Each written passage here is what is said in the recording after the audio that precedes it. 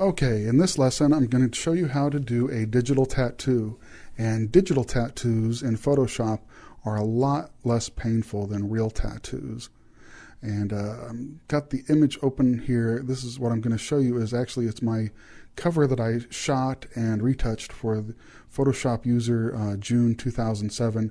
I've shot a few covers over the years in my career, and by far this is my favorite that I've ever done. Not only did I really just absolutely love the image on the cover, but Photoshop User's been my favorite magazine ever since I started reading it back in 2001. So anyway, I got a huge response from this image on the cover. I got emails, hundreds of emails from dozens of countries all over the world, people telling me how much they like it, and so many people asking me how to do a tattoo like this under the eye. So that's what I'm going to show. I'm going to show you how I did this. I'm not going to use this file though. I'm going to use a different one. I'm going to use an image that you have in your photos if you want to open up and follow along in your reference photos. It's itattoo.tiff. And if you've been doing some of the other lessons with me, you'll recognize this image. Just now it doesn't have the tattoo. So that's what we're going to create. And the first thing I'm going to do is make a new layer, new blank layer to create the tattoo on. And we'll actually label it tattoo. I'm going to make the tattoo using a custom shape. Let me come a little bit closer to her eye here. I'm going to go down here to my custom shape tool. And the custom shape I'm going to use I actually got from Graphic Authority, and they have all kinds of brushes, shapes, backgrounds, templates, all kinds of really cool things. A couple of shapes here that I can use, and I'm giving them to you as well.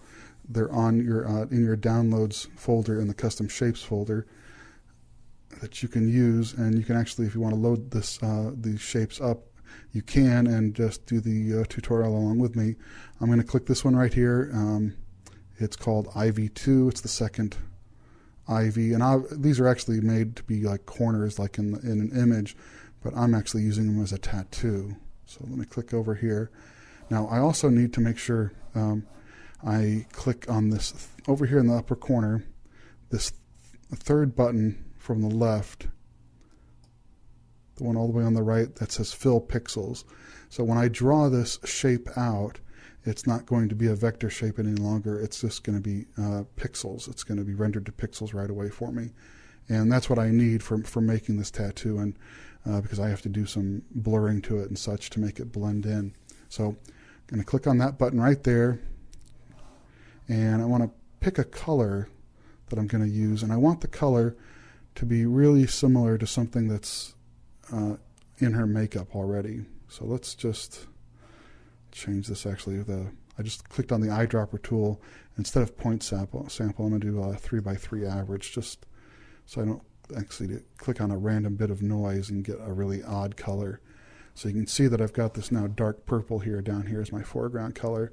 So that's the color that I want my custom shape to be. So I'm going to go back here to click on the custom shape tool, the Blobbity Gingerbread Man tool, and I already have the ivy selected that I'm using for the tattoo. That's it there. Okay, and then I'm just going to start out by using the shift key and holding down and clicking and dragging, and now that I've created it, the shift key just made it stay in proportion, and I'm just going to position it somewhere in there.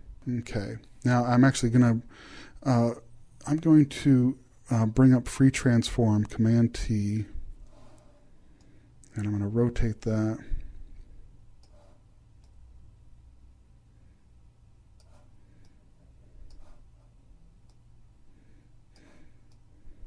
Position it like that.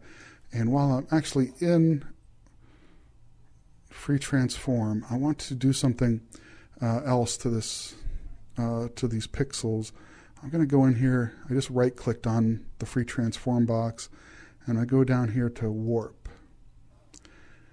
And I am just going to, this area right here is just going right over her cheekbone. You can see this highlight here on her cheekbone. That means her cheekbone is curved right there. So I want to make this tattoo curve just a little bit.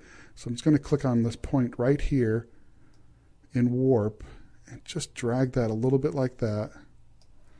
And that will kind of give the impression that this tattoo is curving around her a little.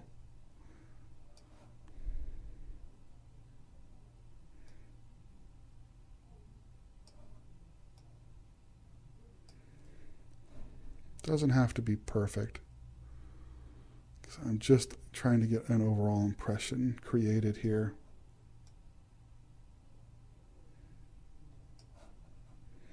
Okay, I'm going to double click. Okay, then there we have our tattoo.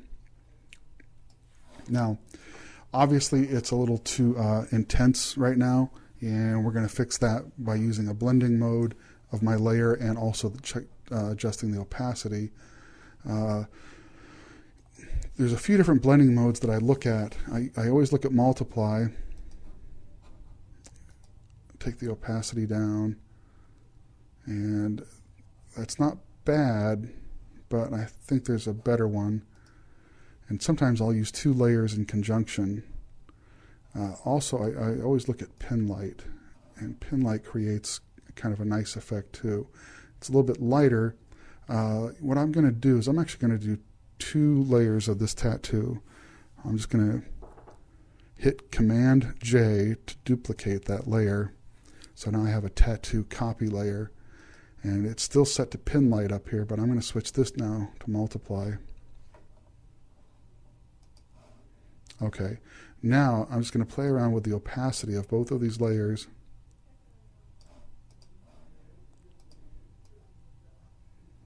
And just to get them to blend in to her skin a little bit more.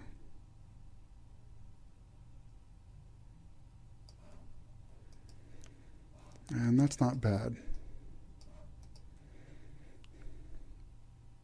Cool. You know what? They both look a little too sharp. So what I'm going to do, let's see which one's the most.